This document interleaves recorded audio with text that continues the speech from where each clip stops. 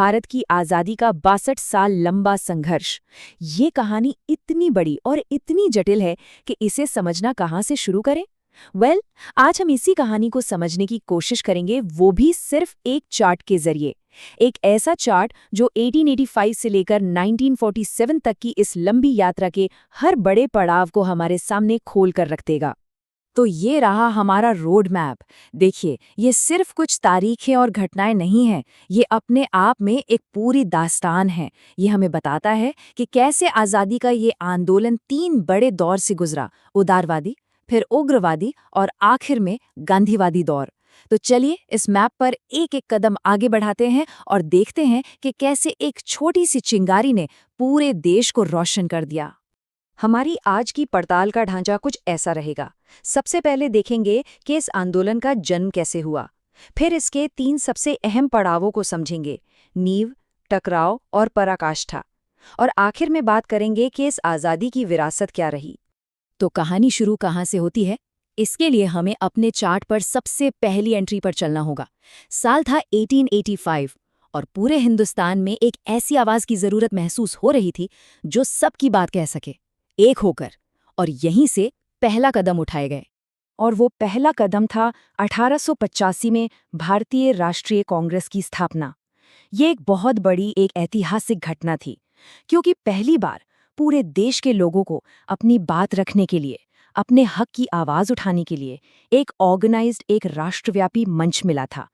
यहीं से सही मायनों में आज़ादी की संगठित लड़ाई का आगाज हुआ। कांग्रेस की स्थापना के साथ ही इस संघर्ष का पहला दौर शुरू होता है। इसे हम उदारवादी या मॉडरेट फेज के नाम से जानते हैं। ये वो दौर था जब आंदोलन की नींव रखी जा रही थी, जब जमीन तैयार हो रही थी। तो इस दौर के नेताओं का तरीका क्या था? उनका विश्वास ब्रिटिश न्याय और कानून व्यवस्था में था। वो मानते थे कि याचिकाओं, अपीलों और शांतिपूर्ण बातचीत के जरिए, यानी सिस्टम के अंदर रहकर ही सिस्टम को धीरे धीरे सुधारा जा सकता है। लेकिन 1905 में अंग्रेजों के एक फैसले ने सब कुछ बदल कर रख दिया। वो था बंगाल का विभाजन। अंग्रेजों की फूट डालो और राज करो की इस नीति ने आंदोलन की जड़ों को हिला दिया।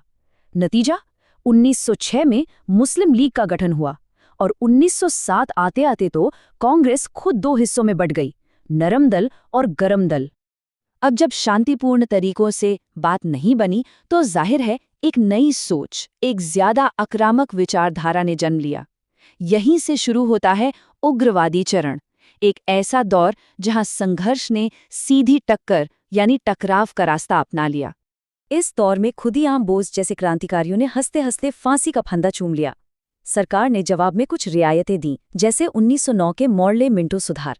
लेकिन कहानी में सबसे बड़ा मोड़ तब आया जब 1915 में साउथ अफ्रीका से एक वकील मोहनदास करमचंद गांधी भारत वापस लौटे। उनके आने से संघर्ष की पूरी दिशा ही बदल गई। और गांधी जी के आने के साथ ही हम इस आंदोलन के आखिरी और सबसे निर्णायक दौर में दाखिल होते हैं, गांधीवादी युग। ये वो दौर था जब आज़ादी की लड़ाई कुछ गिने चुने नेताओं की नहीं रही, बल्कि करोड़ों आम हिंदुस्तानियों का जुनून बन गई। गांधी जी का सबसे ताकतवर हथियार था सत्याग्रह। इसका सीधा सा मतलब था सत्य के लिए आग्रह करना, यानी सत्य का बल। ये जुल्म के खिलाफ लड़ने का वो अनोखा तरीका था जिसमें हथियार नहीं, बल्कि नैतिक बल और अडिगता सबसे बड़ी ताकत थी। और इस हथियार की ताकत चंपारण और खेड़ा जैसे शुरुआती आंदोलनों में साफ दिखाई दी। लेकिन जैसे जैसे सत्याग्रह सफल होने लगा, ब्रिटिश सरकार और ज्यादा सख्त हो गई। उन्होंने 1919 में रॉलेट एक्ट जैसा काला कानून लागू कर दिया, जो बिना मुकदमा चलाए किसी को भी जेल में डालने की ताकत देता था।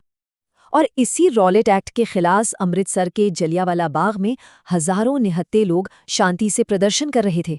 और फिर वो हुआ जिसने पूरे देश की आत्मा को झकझोर कर रख दिया। उन मासूमों पर बिना चेतावनी के गोलियां बरसा दी गईं।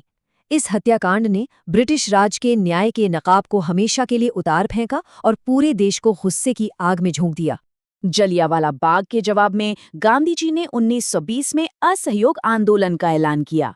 पूरा देश एक साथ खड़ा हो गया। लेकिन जब 1922 में चौरी चौरा में हिंसा भड़की, तो गांधी जी ने आंदोलन वापस ले लिया। इस एक फैसले के बाद आजादी की लड़ाई कई रास्तों पर चल पड़ी। कुछ लोगों ने स्वराज पार्टी बनाकर संसद के अंदर से लड़ने का फैसला किया, तो कुछ ने काकोरी कांड जैसे क्रांतिकारी तरीके अपनाए। और फिर आया साल 1929। कांग्रेस के लाहौर अधिवेशन में एक ऐसी घोषणा हुई जिसने लक्ष्य को पूरी तरह साफ कर दिया। अब बात सुधार या थोड़े बहुत अधिकारों की नहीं थी, अब लक्ष्य था पूर्ण स्वराज, यानी पूरी आज़ादी। अब इससे कम कुछ भी मंजूर नहीं था। और पूर्ण स्वराज के इस लक्ष्य को पाने के लिए गांधी जी ने एक ऐसी चीज को अपना हथियार बनाया जो हर गरीब की जरूरत थी, नमक। ऐतिहासिक दांडी मार्च के जरिए नमक कानून तोड़ा गया और यहीं से सविनय अवज्ञा आंदोलन की शुरुआत हुई। ये इतना बड़ा आंदोलन था कि आखिरकार ब्रिटिश सरकार को बातचीत की मेज पर आना पड़ा और गांधी-इरविन समझौता हुआ। लेकिन जिस साल ये समझौता हुआ, उसी साल 1931 में एक और घटना ने देश को हिला दिया। भगत सिंह, सुखदेव और राजगुरु को फांसी दे दी गई।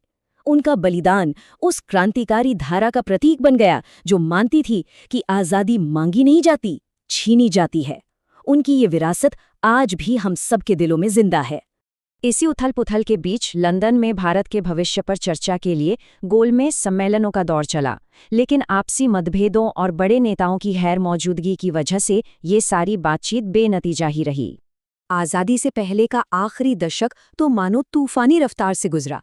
एक तरफ गांधी और अंबेडकर के बीच दलितों के प्रतिनिधित्व को लेकर पूना पैक्ट हुआ, तो वहीं 1940 में मुस्लिम लीग ने अलग पाकिस्तान की मांग सामने रख दी। 1942 में गांधी जी ने करो या मरो का नारा देकर भारत छोड़ो आंदोलन छेड़ा, जो आज़ादी का आखिरी महासंग्राम साबित हुआ। ठीक इसी वक्त सुभाष चंद्र बोस ने देश के बाहर से आज़ाद हिंद फौज के साथ लड़ाई छेड़ दी। अंग्रेज़ों की क्रिप्स मिशन और कैबिनेट मिशन जैसी आखिरी कोशिशें भी देश को एक रखने में नाकामयाब रहीं। और फिर 62 सालों के लंबे इंतजार, अनगिनत कुर्बानियों, संघर्षों और वार्ताओं के बाद आखिरकार वो साल आया, 1947। भारतीय स्वतंत्रता अधिनियम पास हुआ और भारत आज़ाद हुआ। तो इस 62 साल के सफ़र से हमें विरासत में क्या मिला? क्या ये सिर्फ इतिहास की कुछ तारीखें हैं? नहीं, ये एक राष्ट्र के जन्म की कहानी है। एक ऐसी कहानी जिसके कई पहलू हैं, कई सबक हैं। हमने इस सफर में देखा कि कैसे संघर्ष, याचिकाओं और प्रार्थनाओं से शुरू होकर करोड़ों लोगों के जन आंदोलन तक पहुंचा। हमने देखा कि कैसे गांधी की अहिंसा और भगत सिंह की क्रांति, दोनों ही धाराएं एक ही मंजिल की तरफ बढ़ रही थीं। ये आज़ादी एक बहुत लंबी और मुश्किल बातचीत के बाद मिली, लेकिन हमें इसकी एक बहुत भारी कीमत भी चुकानी पड़ी, देश का बंटवारा। तो आखिर में सवाल यही बचता है कि इस 62 साल के लंबे संघर्ष में, जहां एक ही मंजिल के लिए इतने सारे रास्ते अपनाए गए, इस नक्शे पर वो कौन से पल थे, वो कौन सी घटनाएं थीं जिन्होंने उस भारत को बनाया जो 1947 में दुनिया